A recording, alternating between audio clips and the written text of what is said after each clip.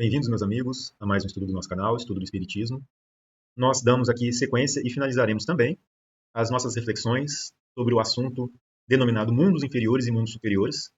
Este item está no capítulo 3, Há Muitas Moradas na Casa de Meu Pai, do Evangelho segundo o Espiritismo.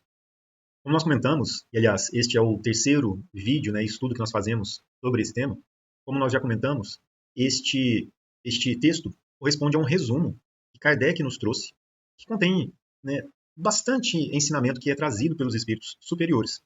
Então, Kardec aqui nos traz, mesmo que esteja dentro da seção de instruções dos espíritos, Kardec nos traz aqui um resumo destes vários ensinamentos que estão relacionados com o grau de evolução dos espíritos e o seu progresso espiritual e os mundos que estes espíritos habitam. Então, ele, neste capítulo também, ele nos traz essa reflexão sobre a relação existente entre os mundos habitados e o progresso que os espíritos que ali habitam realizaram em si. Existe uma relação, portanto. Quando nós falamos sobre mundos superiores e mundos inferiores, nós temos sempre que considerar uma determinada referência. Por exemplo, um mundo inferior, ele é um mundo inferior com relação a um outro mundo, que é superior relativamente a ele. Da mesma forma que esse mundo, que antes era superior a este mundo menos elevado, ou mais inferior, nessa escala de progressão dos mundos, existe também mundos que são superiores a ele. Então, é sempre uma questão de relatividade nesta escala progressiva. E como nós falamos também, estes mundos todos oferecem para os espíritos os meios adequados, necessários para o progresso espiritual daqueles espíritos que ali habitam. Portanto, os espíritos que atingiram determinado grau têm condições de ascenderem, ou de habitarem, melhor dizendo, a mundos que condizem com aquela condição que eles conquistaram. E quando a gente fala de progresso espiritual, nós estamos falando de um progresso moral e de um progresso intelectual. Ou seja, dentro desse conjunto, nós consideramos os conhecimentos, os valores morais, aquilo que o espírito agariou em si como experiências, como sabedoria, como bondade, como bons sentimentos que ele adquiriu em si. Mas, obviamente, que dentro deste progresso, nós também temos muitas das coisas que se originaram também deste processo de aprendizagem e que hoje também nos atrapalham, inclusive, o progresso. E quando nós nos referimos a isso, estamos falando do orgulho e do egoísmo, que são características que nós ainda precisamos expurgar, eliminar de nós.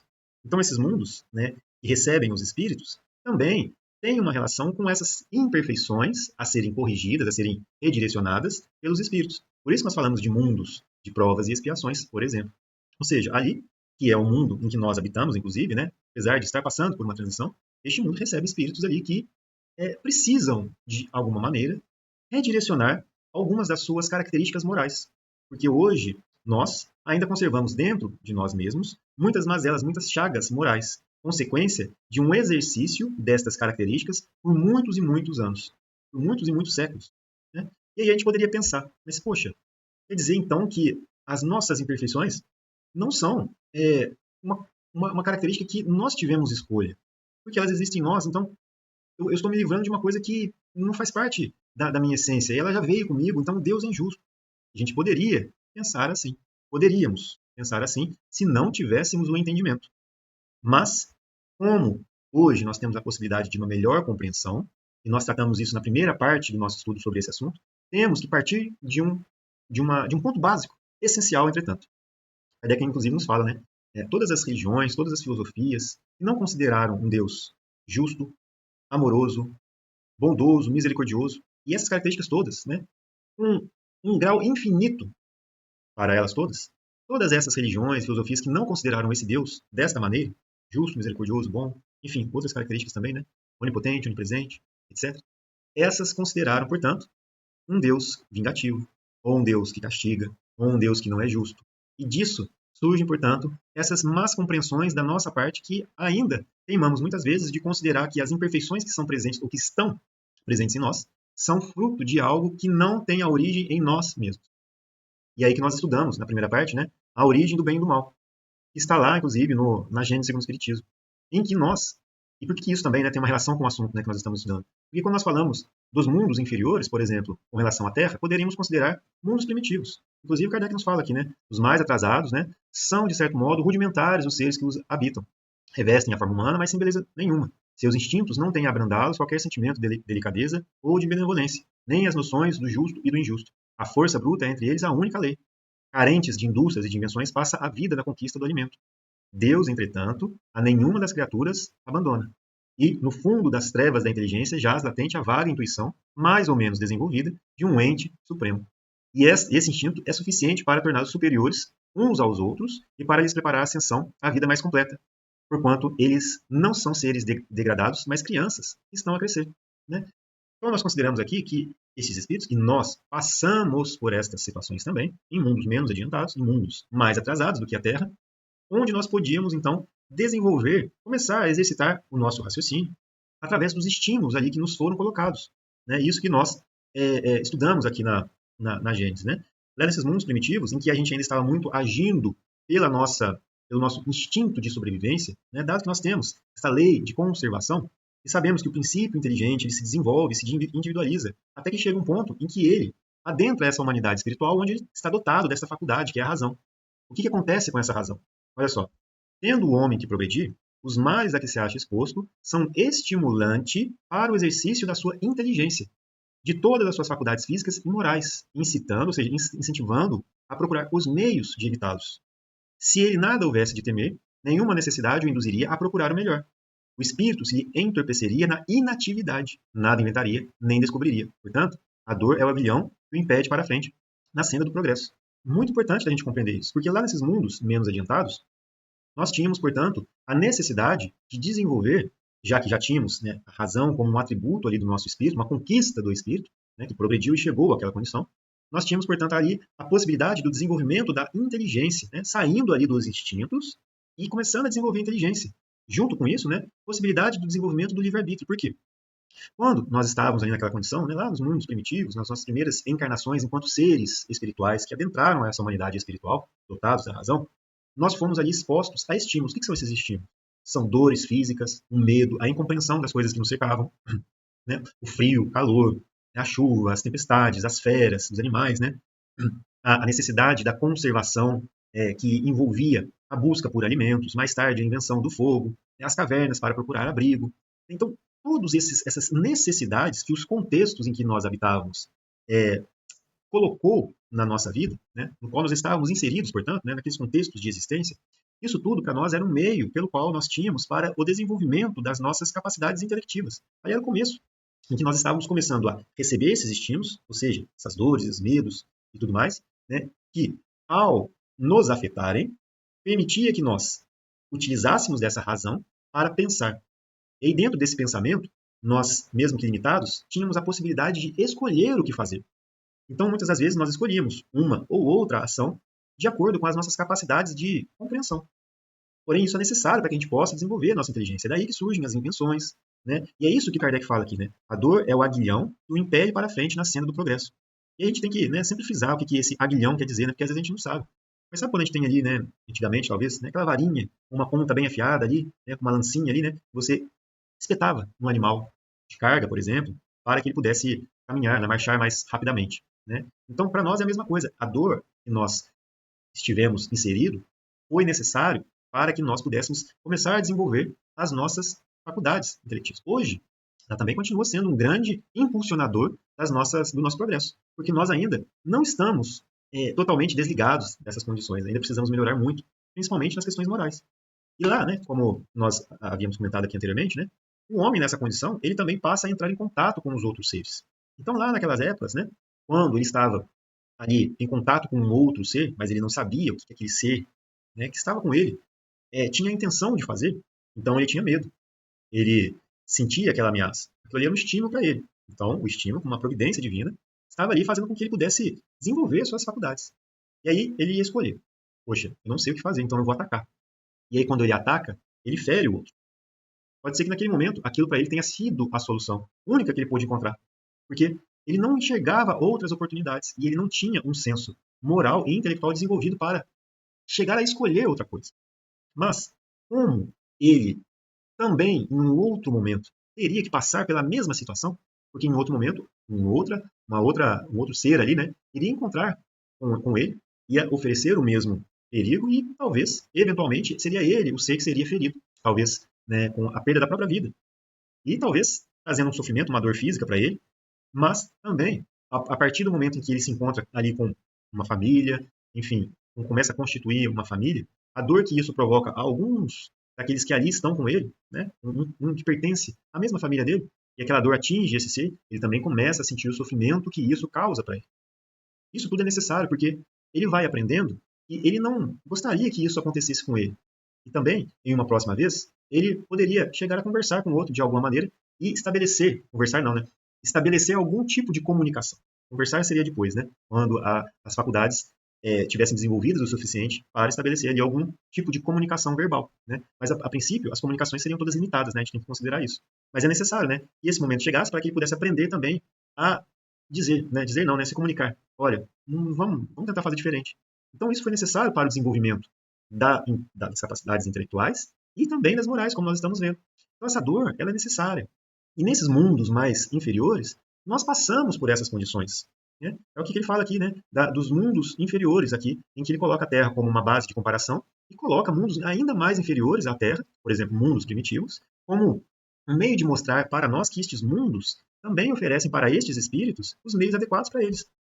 Então, esses espíritos que estão naquela condição não são seres inferiores a nós no sentido de que as criações tenham por fonte algo diferente. Não, porque nós somos criados da mesma maneira. Deus é o nosso Pai, ele criou a todos nós da mesma maneira. Então, o que acontece é que nós já alcançamos um pouquinho mais dentro deste progresso espiritual e todos nós estamos participando. Esses espíritos que habitam mundos relativamente inferiores à Terra são espíritos que estão exercitando também o seu progresso espiritual, mas estão um pouco menos adiantados, ou um pouco mais atrasados, melhor dizendo, do que nós. Mas vão chegar também ao mesmo fim, assim como nós. Então isso é muito importante de entender por quê? Porque nós vamos entendendo que o destino do nosso espírito, né, é a vida espiritual, é a sua essência espiritual. É as conquistas que ele faz dentro do seu espírito. E que aqui, nessas vidas corporais, nós temos os meios para que nós possamos nos desenvolver, os meios adequados. Portanto, o corpo físico ele era necessário naquela época para que o espírito desenvolvesse a sua inteligência. Se ele não estivesse envolto na matéria, né, ou seja, no corpo físico, e se ele não sentisse a dor física no primeiro momento, ele não conseguiria se desenvolver. Então é necessário. Porém, a essência do espírito, a sua natureza espiritual, é aquela que predomina e que continua de maneira imortal. Então é o que Kardec fala aqui, né? Olha só. O espírito tem por destino a vida espiritual. Porém, nas primeiras fases da sua existência corpórea, somente as exigências materiais lhe cumpre satisfazer. E para tal, perdão, o exercício das paixões, né, constitui uma necessidade para a conservação da espécie dos indivíduos, materialmente falando. Por exemplo, a gente pode pensar hoje sobre o egoísmo, né? Considerando que essa é uma característica nossa que nos impede a essa ascensão, a esse progresso espiritual. Mas se nós considerarmos, como o Kardec está trazendo aqui, lá nesses mundos primitivos, em situações que nós não tínhamos para nós, e que nós, ali, vivendo muitas das vezes somente, como ele colocou aqui, as exigências materiais, ou a busca das coisas que eram exigidas materialmente, por exemplo, comida, se eu não tivesse nem para mim, como que eu poderia sobreviver? Então, era necessário que eu aprendesse que aquilo era necessário para mim. Né? E isso vem dentro de um contexto de um instinto, que é o instinto de conservação. Para nós, aquela característica era natural, era essencial, porque ela nos auxiliava a nos preservar. Então, aí a gente vê, né, as raízes, por exemplo, do egoísmo. O problema é que hoje nós já temos uma evolução suficientemente grande, né, relativamente grande, para que a gente possa compreender que nós podemos ter para nós e também para os outros. Né? Então, quando nós cultivamos esse sentimento que antes era necessário, porém hoje de maneira excessiva, isso atrapalha o nosso progresso espiritual. Porque olha o que Kardec nos fala aqui. Ó. Mas, uma vez saído desse período, outras necessidades se lhe apresentam. A princípio semi-morais e semi-materiais, depois exclusivamente morais. É então que o espírito exerce domínio sobre a matéria, sacode-lhe o jugo, avança pela senda providencial que se lhe acha traçada e se aproxima do seu destino final. Se, ao contrário, ele se deixa dominar pela matéria, e isso aqui que nós estamos aprendendo hoje, atrasa-se e identifica com o bruto. Olha só, é muito importante para a gente aprender. Ó. Nessa situação, o que era outrora um bem, porque era uma necessidade da nossa natureza, transforma-se no mal. Não só porque já não constitui uma necessidade, como porque se torna prejudicial à espiritualização do ser. Né? Então, é muito importante a gente refletir sobre isso, porque nós temos então a capacidade de compreender coisas que existem em nós, de saber a origem delas e de entender que nós podemos trabalhá-las para diminuir a sua influência sobre nós. Então, olha só que interessante. Todas essas paixões, portanto, têm uma utilidade providencial, pois se assim não fosse, Deus teria feito coisas inúteis e até nocivas. No abuso é que reside o mal, e o homem abusa em virtude do seu livre-arbítrio. Mais tarde, esclarecido pelo seu próprio interesse, livremente escolhe entre o bem e o mal. Isso é muito importante para nós. Muito importante para nós. Porque em todos esses momentos, nós estivemos exercendo o nosso livre-arbítrio. E é do exercício desse livre-arbítrio, ou seja, da nossa capacidade de realizar escolhas, frente à nossa capacidade de percepção daquilo que nos serve, frente aos estímulos que nós estávamos recebendo, que nós estamos recebendo. Entendendo o que acontece quando eu tomo uma decisão com o outro e comigo mesmo. Então, dentro dessas escolhas, nós acabamos optando por algo, né, fazendo uma escolha entre um A e um B, em que as consequências dessas escolhas resultam em algo que é um C, né, para um outro e para mim também. Então, é um processo de aprendizado em que nós estivemos desenvolvendo as nossas faculdades. E é interessante a gente compreender uma coisa, né? O mal, entretanto, né, é relativo e a responsabilidade é proporcionada ao grau de adiantamento. Portanto, lá nos mundos mais primitivos, tomar uma decisão que afetaria o outro de uma maneira dolorosa é menos, tem um grau menor de responsabilidade, né? Ou, vamos colocar assim, né? Seria um mal menor, porque essa ação ela guarda uma relação com o grau de adiantamento, quer dizer, com o grau de entendimento do que aquilo representa. Portanto, se lá naquela época eu não soubesse que essa minha ação resultaria em uma dor física para o outro e eu tomasse essa ação, a responsabilidade disso é muito menor. Por quê? Eu não tinha noção do que causaria essa minha escolha. É totalmente diferente de hoje. Porque nós aprendemos já que aquela ação resulta em algo para o próximo. E aí que interessante. Como que nós aprendemos que isso resulta naquela dor? Porque nós também passamos por essas situações. Então, dentro deste progresso espiritual, nós precisamos, ou nós precisamos no passado, né? Nós precisamos passar por situações para aprendermos. E continuamos a aprender através dessas atitudes, ou dessas situações. Uma grande diferença é que hoje nós podemos aprender através do exercício do amor, em que nós buscamos esse desprendimento destas coisas materiais em busca de algo mais espiritual, porque nós acabamos compreendendo, através desse exercício, que é isso que nos resulta em felicidade e paz reais, que são conquistas do ser espiritual e que estão dentro dele. É o que Jesus falava sobre o reino de Deus, o reino dos céus. Não é algo exterior, mas é algo interior, é dentro do ser. E a gente vai conquistando isso à medida que nós vamos praticando este amor. E é que interessante, porque chegamos, portanto, né, no nosso estudo aqui de hoje, que começa aqui a partir do item 10. Lá nesse item 10, né, e para frente aqui, é onde Kardec ele fala sobre os mundos mais adiantados do que a Terra. Esses mundos mais adiantados, ou são esses mundos mais adiantados que recebem esses espíritos que já conquistaram em si características com mais paz, com mais felicidade. São espíritos que progrediram mais do que nós, porque aprenderam, dentro deste processo de aprendizagem, né, o que realmente importa. Eles já entenderam a sua condição espiritual, já entenderam que o espírito é aquilo que é importante. E que, portanto, esta nova percepção, esta nova compreensão do que é o real interesse da vida, que é a espiritualização, que é a depuração espiritual, que é o progresso espiritual, que é agariar valores para o espírito, a verdadeira propriedade, como nós estávamos falando, os conhecimentos, a inteligência, ampliar a inteligência, as qualidades morais. Então eles já aprenderam isso. Isso nós estamos tentando aprender agora. Portanto, os mundos mais adiantados, que já servem de habitação para esses espíritos, vão ser um dia também habitação para nós, porque nós estamos progredindo. E agora, temos a possibilidade de caminhar com mais ou menos rapidez para chegar até lá. Isso depende de nós e desta compreensão. Portanto, o ponto de vista que Jesus já havia nos trazido, né, que é a vida futura, a vida espiritual, a vida real, a vida imortal do espírito. Né? Se nós mudarmos o nosso ponto de vista daquilo que acontece hoje na nossa existência, em dando preferência aos valores, ou a agariar valores que são do espírito, que são mais importantes para o espírito, em detrimento das coisas materiais, né, passageiras, temporárias, então é aí que nós vamos nos enriquecendo. E olha que interessante que Kardec nos fala. Nesses mundos venturosos, olha só, as relações sempre amistosas entre os povos jamais são perturbadas pela ambição da parte de qualquer deles de escravizar o seu vizinho, nem pela guerra que daí decorre. Só dessa frase nós já podemos entender. Estamos em um mundo feliz, né? Estamos em um mundo, né, desta que é caracterizado por isso que nós acabamos de ler. Infelizmente, nós ainda não estamos. Mas é o mundo em si, o mundo material, né, o globo terrestre, que é o causador disso? Não. São os espíritos que ali estão encarnados que provocam essas características negativas que nós acabamos de ver. Né? Ou seja, guerras, escravização do vizinho, né, que são dos povos, né, as ambições exacerbadas, né, a inamizade entre povos. Então, infelizmente, ainda não alcançamos este mundo relativamente superior.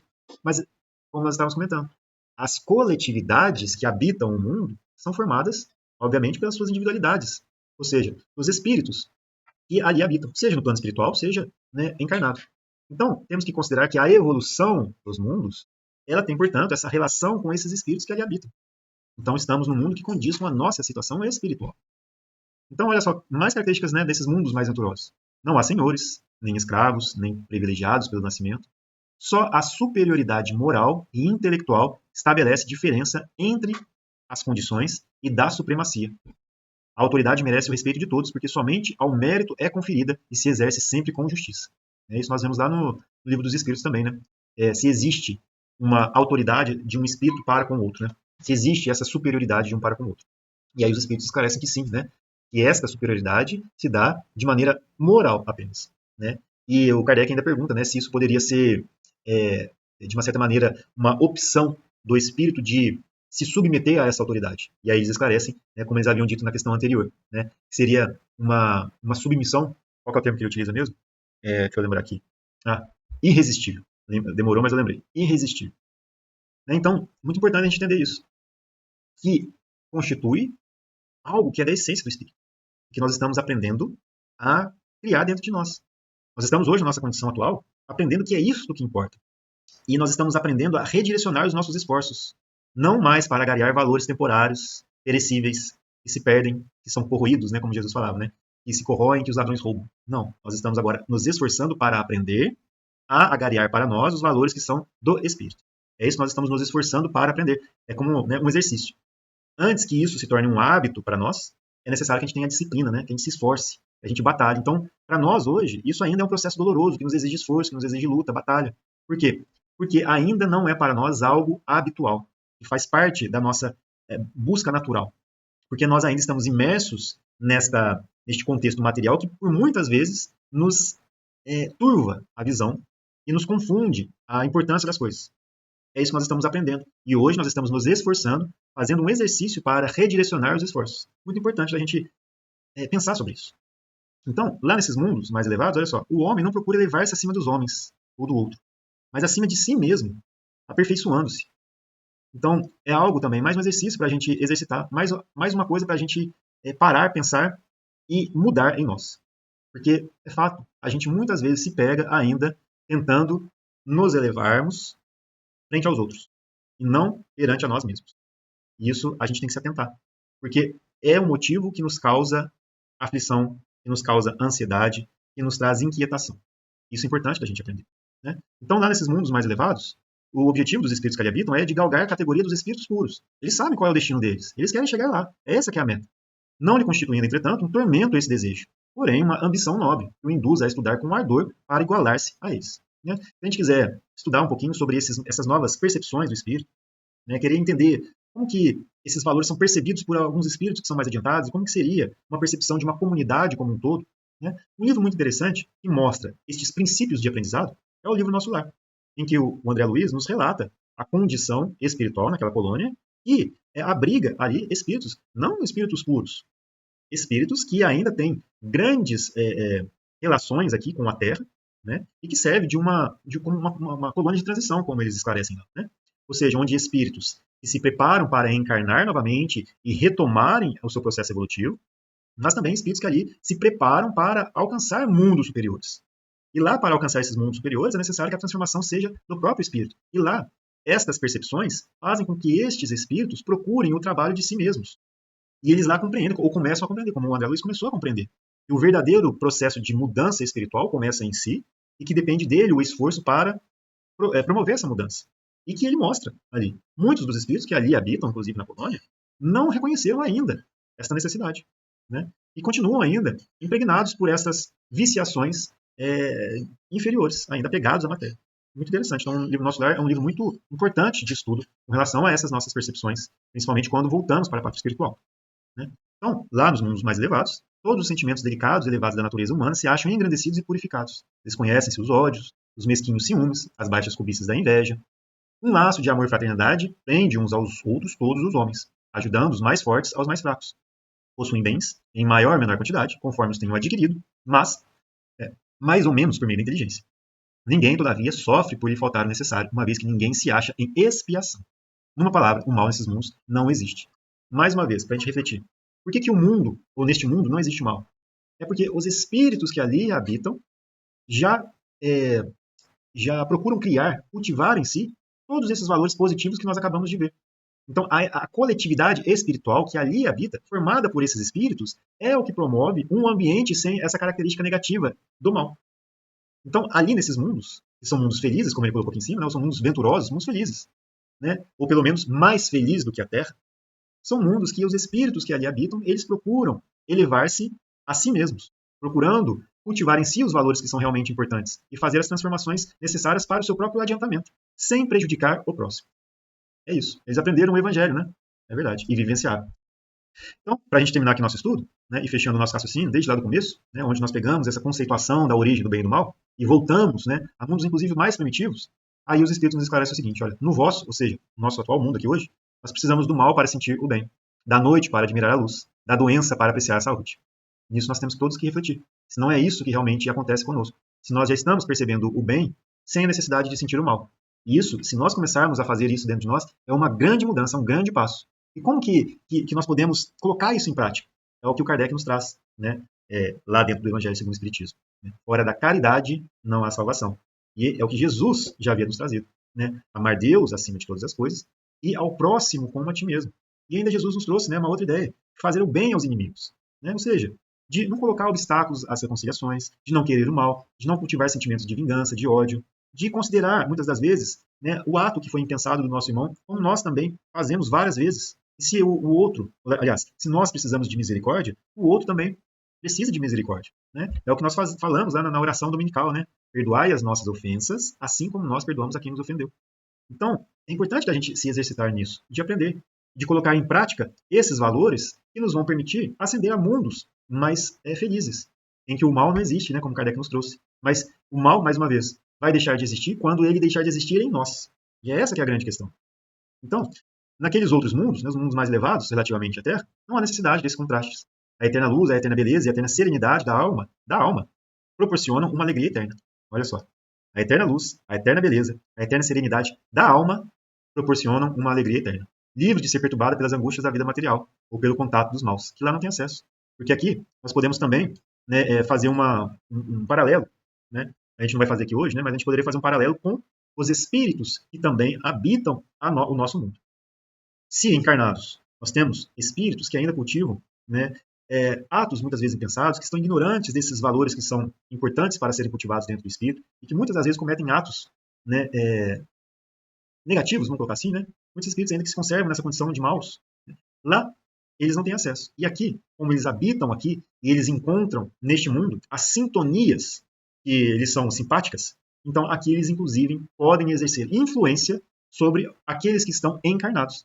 E nós sabemos muito disso, né? Nós estudamos muito isso aqui dentro da doutrina espírita, sobre a influenciação que espíritos ainda atrasados exercem sobre os espíritos, né, encarnados e vice-versa, ou mesmo, né, de espírito para espírito, ou de encarnado para encarnado, enfim, de espírito para espírito, seja encarnado ou desencarnado. Por quê? Eles ainda se sentem ligados a questões, muitas das vezes, inferiores, mas que encontram ressonância em um outro ser. E ali, esta vibração que se afina permite que eles tenham acesso, né, a influenciar um outro. Né? Lá nesses mundos mais felizes, como os espíritos já se mudaram, já se alteraram, já se transformaram, isso lá não acontece. Né? E é o Kardec fala. Isso que o espírito humano, maior dificuldade, encontra para compreender. Né? Porque ele não entende que essa mudança tem que fazer em si mesmo antes de tudo. É muito importante compreender isso, né? E aqui ele fala. Ele foi bastante engenhoso, né, o espírito humano, para pintar os tormentos do inferno, mas nunca pôde imaginar as alegrias do céu. Por quê? Porque, sendo inferior, só ha experimentado dores e misérias. Jamais entreviu as claridades celestes. Não pôde, pois, falar do que não conhece. Ou não pode, né? Pois falar do que não conhece. À medida, porém, que se eleva e se depura, o horizonte se dilata e ele compreende o mal que está diante de si, como compreendeu o mal que está atrás. Mais uma vez, olha. À medida, porém, que se eleva e depura. Ele está falando da elevação e depuração do espírito. É a gente, né? A gente tem que compreender, a gente tem que fazer essa mudança, essa depuração. E é o que o Kardec falou assim, é isso que o espírito humano tem maior dificuldade de compreender. Então, se nós compreendermos isso aqui, e se nós trazermos isso para o nosso dia a dia, nós vamos começar a encontrar uma paz, uma felicidade, ou construir uma paz, uma felicidade, né? Como ele falou aqui, né? A eterna luz, a eterna beleza e a eterna serenidade da alma proporcionam uma alegria eterna, livre de ser perturbada pelas angústias da vida material. Então, essas mudanças que nós, ao nos esforçarmos, vamos promovendo aos poucos em nós, vão nos dando essa característica feliz, que é uma alegria, como ele colocou, né? Sem perturbação, livre de perturbação, livre de angústia, livre de ansiedades. Mas é um exercício nosso. Né? E aí ele termina no item número 12. Entretanto, os mundos felizes não são orbes, ou seja, não são mundos privilegiados, ou seja, para um só, né? E não mais para os outros. Visto que Deus não é parcial para qualquer um dos seus filhos, ou seja, ele não tem preferência para qualquer de seus filhos. Se tivesse preferência, é o que a gente falaria de um Deus parcial. Aqui ele está falando, ele não é parcial. Está falando de um Deus, portanto, imparcial. Quando ele é imparcial, não tem preferência. Então, visto que Deus não tem preferência para qualquer de seus filhos, a todos dá os mesmos direitos e as mesmas facilidades para chegarem a tais mundos. Fá-los partir do mesmo ponto de origem, ou seja, todos nós fomos criados simples e ignorantes, que quer dizer sem saber, e a nenhum dota melhor do que aos outros. A todos são acessíveis as mais altas categorias. Apenas lhes cumpre conquistá-las pelo seu trabalho, um trabalho interior, alcançá-las mais depressa, ou permanecerem inativos por séculos de séculos no lodaçal da humanidade. Muito bonito esse texto do Kardec, né? E nos traz muitas reflexões, desde o nosso progresso espiritual, porque isso está relacionado com os mundos em que nós habitamos, também com o entendimento daquilo que nos cerca e da responsabilidade que nós temos da prática, do exercício, né, dessa procura por melhoria em nós mesmos. Né? Fica, então, portanto, essas reflexões para a gente fazer, para todos nós fazemos, né? Sem exceção. Estamos no mesmo mundo. Né? Então, meus amigos, agradecemos a Deus, a Jesus, aos bons espíritos que nos aconselharam, né, pelas luzes que nos permitiram fazer algumas reflexões, né, pelo amor do nosso Pai que nos permite, né, oportunidades de aprendizado. E agradeço a todos por terem participado do nosso estudo. Fiquem com Deus, Jesus abençoe a todos e até um próximo estudo.